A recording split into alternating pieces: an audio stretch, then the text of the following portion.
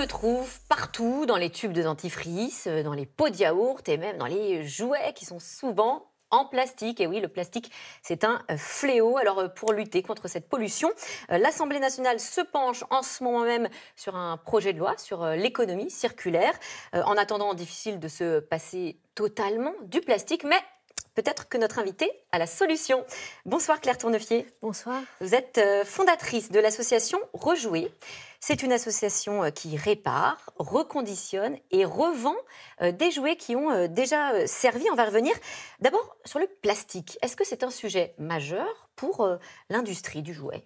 C'est effectivement un sujet majeur parce qu'un grand nombre de jouets sont fabriqués en plastique, avec des différents types de plastique notamment, qui ce mélange de types de plastique les rend très difficilement recyclables. Et très polluants du coup. Et du coup très polluants parce qu'on ne sait pas quoi en faire, ça va être à l'enfouissement ou à l'incinération. Quand on parle de déchets, de jouets ou de plastique, ça représente quoi ? Est-ce qu'on en a une idée ? Alors l'ADEME évalue le gisement de déchets de jouets à 100 000 tonnes par an.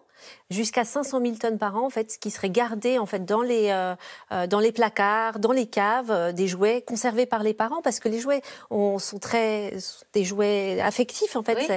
Ça véhicule beaucoup de valeurs, et donc on a tendance à les conserver. C'est vrai. Et on n'ose pas les jeter, mais il y a... Au vu de l'énorme consommation, il y a un énorme volume de jouets qui sont jetés. En nombre de jouets, c'est 40 millions de jouets. Donc ça fait un jouet par seconde, plus d'un jouet par seconde jeté. C'est un gâchis phénoménal. Oui, c'est faramineux. On a du mal à s'imaginer ce que ça représente en termes de volume, finalement. Vous en récupérez beaucoup. Est-ce qu'on peut comparer sur les tonnes que vous récupérez de jouets ? Alors, notre association récupère 65 tonnes de jouets.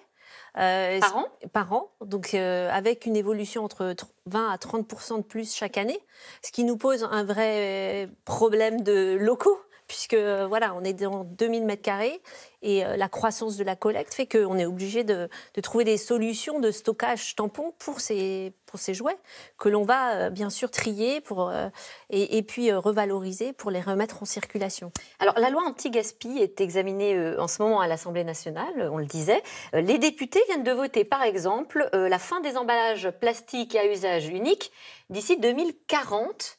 2040, c'est dans 20 ans. Ça paraît assez peu ambitieux comme objectif. Vous en pensez quoi ?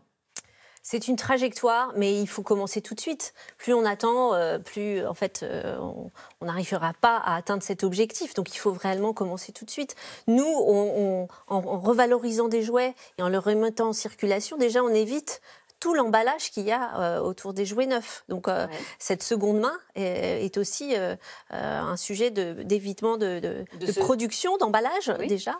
Et puis il y a aussi dans cette loi quelque chose qui est très important pour la création de cette filière jouets, c'est la filière à responsabilité élargie des producteurs. Alors qu'est-ce que ça veut dire ça ? C'est-à-dire qu'en fait, le fabricant et le distributeur sont responsables de l'ensemble de la vie du produit, depuis sa conception jusqu'à sa réutilisation, son réemploi et in fine son recyclage. C'est un peu le concept du pollueur-payeur ? Tout à fait, c'est le concept du pollueur-payeur.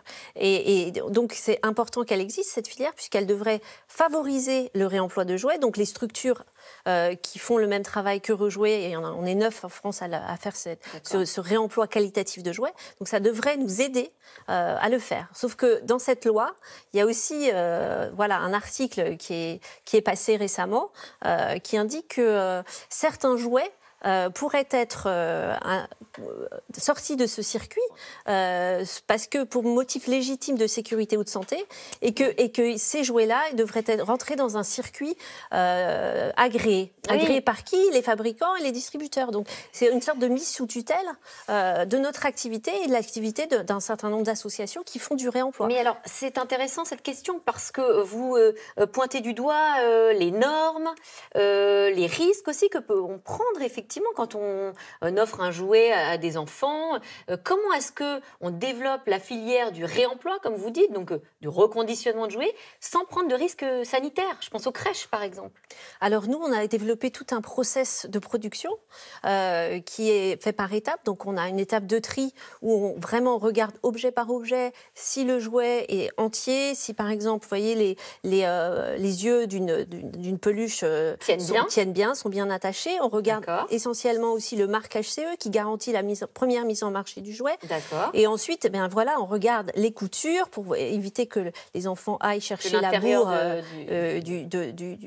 de la peluche soit accessible. On va vraiment, objet par objet, bien regarder cela. Ce qui est vraiment pas utilisable, on le trie selon le matériau pour que ça soit pris en charge par une filière de recyclage si elle existe. Ensuite, on va nettoyer tous ces jouets.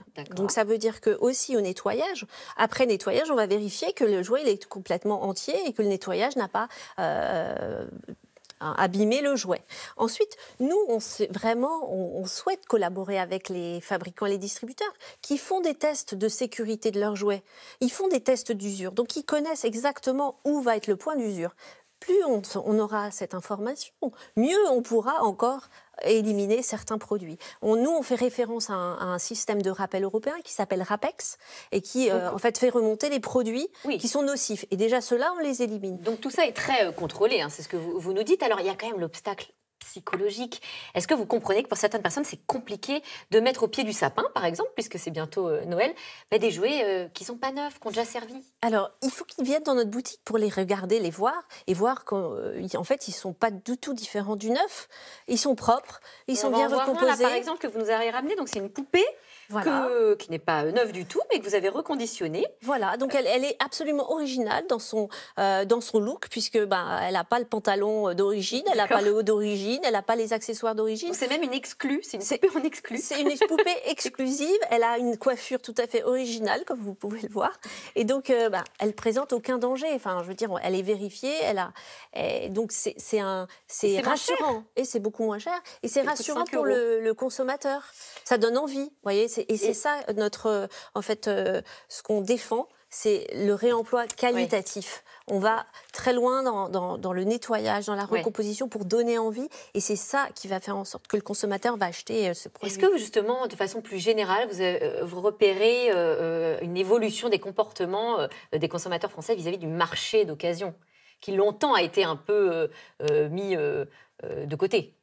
En tout cas, vu comme quelque chose de pas très séduisant.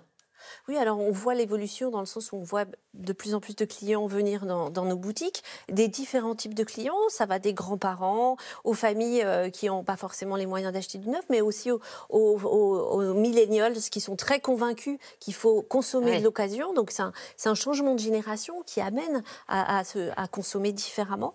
Et puis on le voit aussi parce que dans les acheteurs publics, puisqu'on a des collectivités qui se sont engagées, des crèches collectives qui se sont engagées à nous acheter des jouets d'occasion de qualité. Et donc, on a 5 marchés publics, 5 collectivités, Romainville, Vitry, Cachan, qui se sont engagés. Et ça, c'est la preuve qu'il y a un changement de regard. Et que quand on découvre le process de valorisation de ces produits, on est rassuré et on est prêt à consommer ce genre de produits. Oui, de produits et de jouets.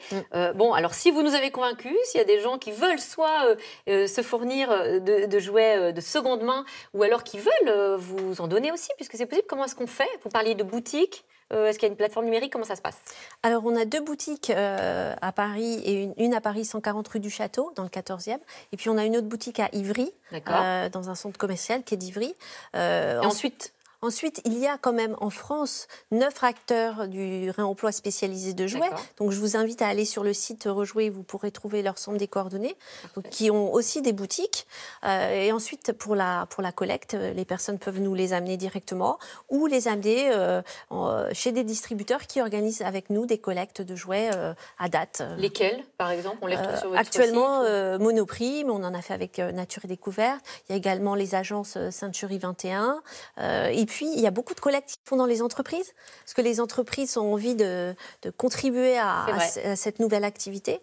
Et donc, au sein de votre entreprise, vous pouvez également organiser des collectes. Le message est lancé à France Télévisions. Merci à vous. Merci Claire Tournepied, fondatrice de l'association Rejouer. Tout de suite, C'est dans l'air qui revient sur cette 8e journée de grève contre la réforme des retraites. C'est dans l'air est intitulé ce soir « Retraite, l'enlisement jusqu'à Noël ». Bonne émission à vous.